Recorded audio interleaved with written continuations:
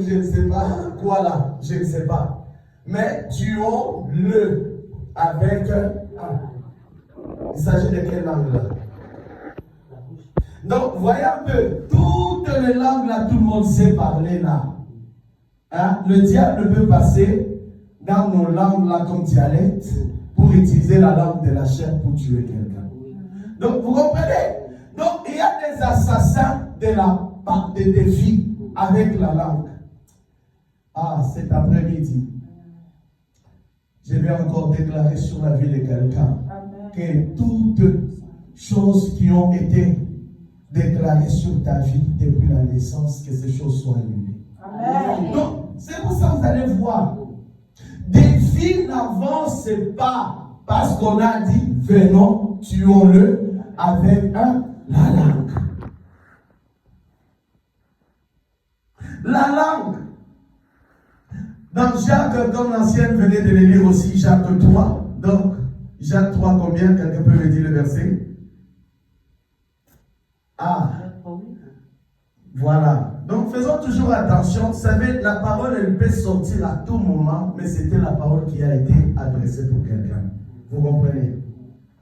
Donc il faut écouter, même les modérateurs, l'onction n'est pas sur le pasteur, mais l'onction est surtout celui qui est en train de faire le service. Donc vous voyez l'importance quand le samedi nous venons préparer. C'est que l'onction ne soit pas sur le pasteur, sur tout le monde. Voilà. Parce que Dieu peut passer, Dieu peut choisir, Dieu peut prendre quelqu'un même au protocole, l'utiliser pour les cultes. Vous voyez, c'est le choix de Dieu. Donc, dans Jacques chapitre 3, à partir du verset 8e, on est en train de parler de la langue. Elle est une petite membrane, mais elle peut embraser. Vous comprenez? Il y a des vies aujourd'hui calcinées.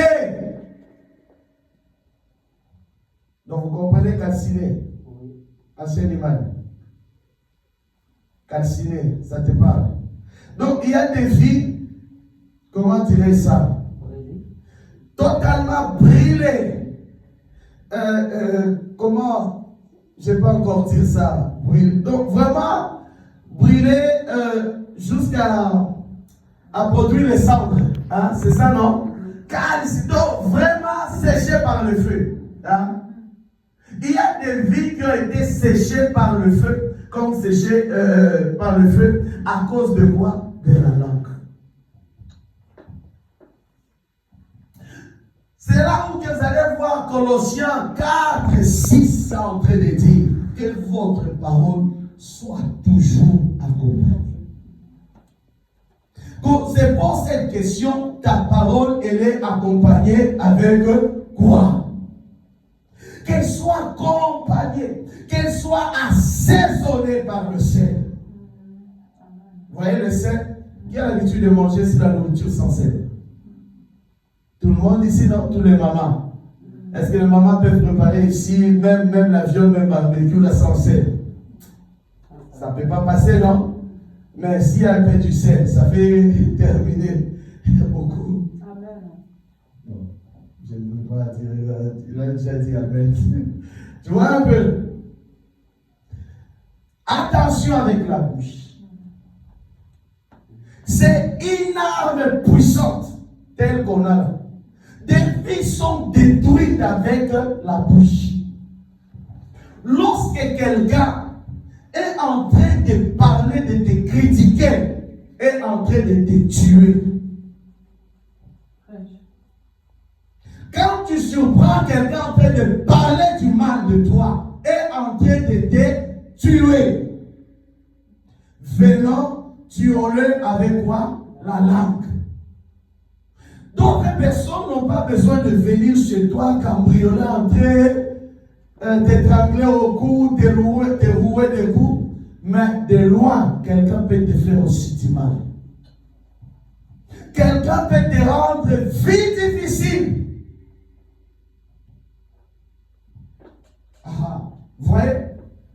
Tu souffres, mais tu ne connais pas l'origine. L'origine, c'est ce que même dans les prières de combat spirituel, regardez, un des points capitaux, il faut lutter dans nos prières sur la langue.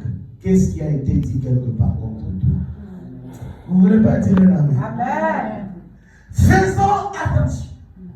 Vous allez voir que même le jugement dernier va porter sur Matthieu 12, comme vous venez de lire, sur la langue. Ah. Faisons attention. Faisons attention. Là, c'est des discours vains là. Vous voyez les gens, quand ils ont déjà bu de l'alcool, vous voyez comment ils commencent à parler. Attention. Ne profane pas. Ne parlez pas du mal contre quelqu'un. Ne parlez pas du mal. Même dans notre famille, on dit c'est ma famille. Il faut éviter. Vous savez le mystère c'est quoi? De la bouche de l'homme. En l'homme habite l'Esprit de Dieu. Et toutes choses ont été créées par quoi? Par la bouche, non? C'est que le même esprit créateur qui a été transféré dans la vie de l'homme. Je crois que quelqu'un allait tirer la main. Dire que tu es Dieu cet après-midi. Les anciens dans la Bible ont compris que pour bénir les enfants, ils n'avaient pas besoin qu'ils aillent à l'école, mais ils devaient prononcer des paroles sur leurs enfants. Amen. L'église n'est pas là pour tirer la main. Amen. Ouais. La mort, la vie est au pouvoir de la langue. Attention avec la parole. Attention. Jean, Matthieu, même la Bible est en train de dire, bénissez ceux qui vous maltraitent. Bénissez. C'est que tu peux détruire la vie de quelqu'un avec ta bouche. Qu'on raisonne un peu. Peut-être combien sont entrés déjà dans l'enfer à cause de toi, à cause de moi. Que Dieu nous pardonne. Je crois que Amen. Nous détruisons des vies. Nous détruisons des vies. Que Dieu nous aide cet après-midi. Que Dieu remplisse. Je disais tout à l'heure, je priais, Seigneur, remplis ma langue, qu'elle soit remplie de la louange et de l'adoration et de la bénédiction. Je ne sais pas, toi tu veux que ta bouche soit remplie de quoi. Il faut bénir. Parents, même nos enfants, bénissons-le.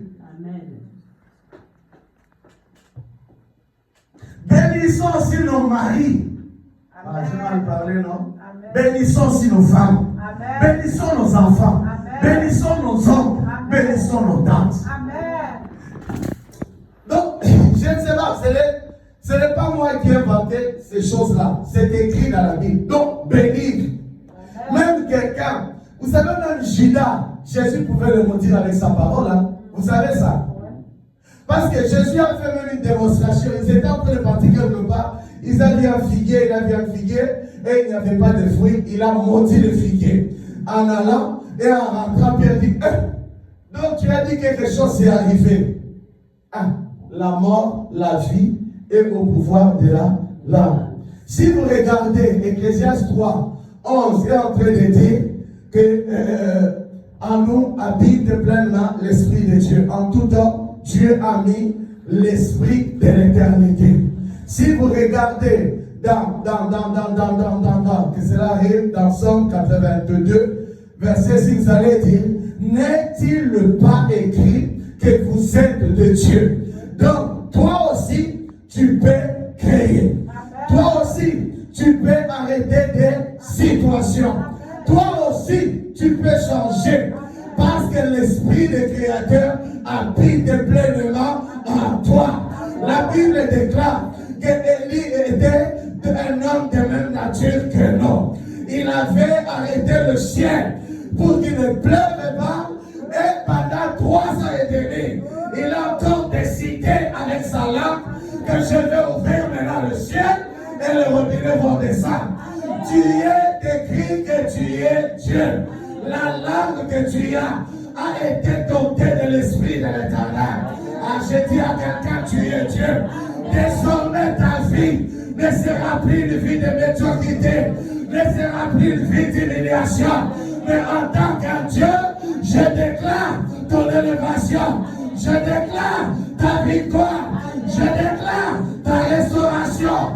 Je déclare aussi ton ministère.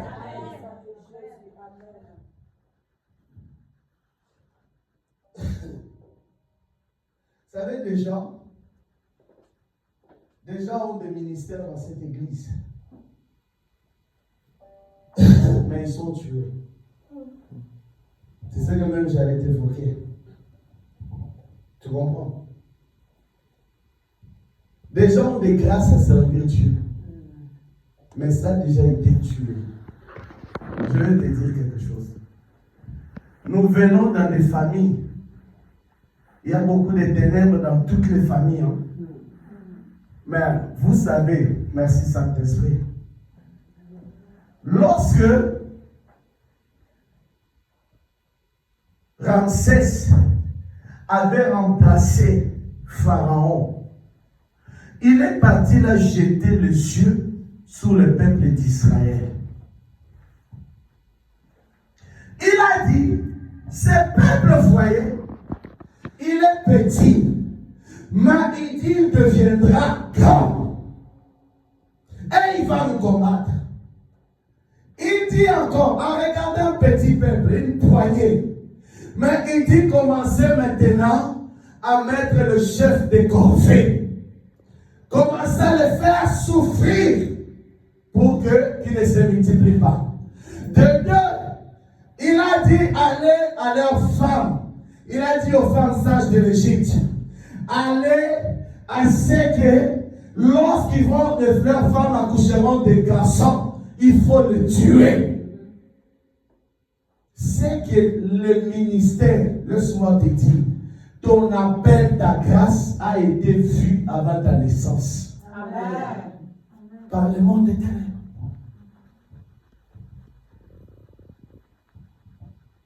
Le combat a commencé.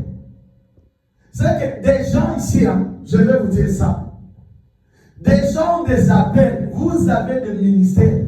Ça ne sort pas parce qu'on les a tués par la langue depuis longtemps. C'est ce que je voulais te communiquer. Et vous avez des grâces. Vous croyez que nous vivons que pour le manger et le boire. L'homme a été fait pour servir Dieu sur la terre. Mais que chacun se pose, est-ce que tu es dans le service de Dieu ou pas?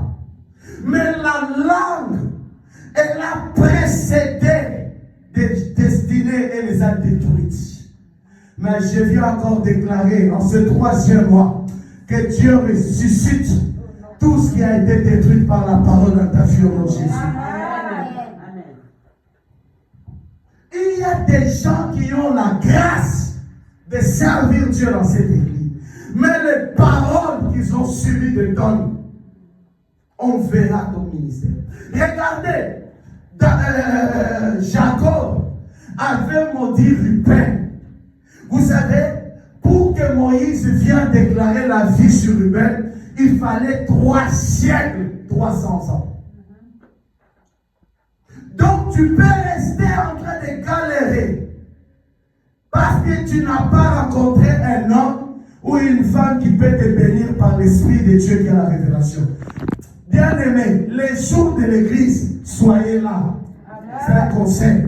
Je ne connais pas le programme où le ciel s'ouvre ou pas. Mais c'est que je sais, là où 2 ou 3 sont réunis en son nom, Dieu descend toujours. J'aimerais que Dieu descende dans ce 3e mois, mais pour la résurrection de ton ministère. Pour la résurrection des gens. Même la Bible dit, vous seriez déjà des maîtres depuis longtemps. Mais les paroles du monde des ténèbres, ils ont comploté. Je vais vous dire, Jésus devait naître. Qui avait vu l'étoile de Jésus? Des mages, non? Des mages, non? Des mages en latin veut dire tout simplement des magiciens. Ils ont vu l'étoile. Ils avaient aussi le discernement. Donc il dit, venons, tuons des gens là. Ils sont partis voir Hérode se comploter. Il dit, on a vu l'étoile, mais d'un enfant, Mais son étoile veut dire qu'il sera roi de rois. Mais la Bible dit, heureux va leur instruire ceci. Suivez l'étoile, allez repérer jusqu'où se trouverait cet enfant, et moi je me leverai aller le tuer. Donc, on ne tue pas, c'est-à-dire que la parole précède toujours les actions. Je suis en train de déclarer que la parole de Dieu précède le plan de l'ennemi cet après-midi. Que Dieu te restaure dans le nom de Jésus. Que la guérison vienne totalement sur toi. Que Dieu se lève dans cette église, mais pour la résurrection de ta destinée. Là où tu as été piétiné, mais que l'Éternel te relève à cause de la puissance de la croix. Des ministères. Cette église reçoit des hommes et des femmes très énergétiques qui ont la grâce. Mais vous savez, pourquoi les gens ne sont pas installés dans l'église? Les paroles, il y a les paroles des familles, pèsent sur beaucoup de destinées. Que ces cordons soient coupés cet après-midi sur ta vie. Je coupe les cordons qui te lient au nom de Jésus. Les cordons là t'empêchent. Nous avons été prédestinés à parler de Jésus sur la terre. Mais ce n'est pas le marché de bois. On n'est pas en Europe pour les selfies. On n'est pas en Europe pour le marché de bois, pour le poulet fumé. Mais on est ici. Mais c'est pour célébrer le nom de l'Éternel. C'est pour célébrer. David dit dans les psaumes, je le chanterai tant que je vivrai. Tant que je vivrai. Il dit, je célébrerai le nom de l'Éternel. Parce que c'est le rocher des âmes. Qui est Dieu comme toi? Le lion de la tribu de Juda, l'alpha et l'oméga. Après la terre, l'enlèvement viendra. Mais le monde va se courber devant Dieu et il va l'adorer. Mais vous savez, c'est maintenant il faut chercher que ton ministère soit relevé. Parce que si tu meurs et que ton ministère n'a pas été relevé, c'est l'enfer.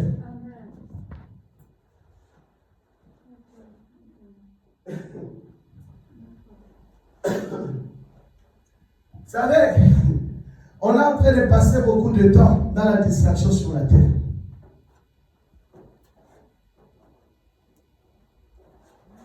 Ministère des paroles. Toutes choses ont été faites par elle.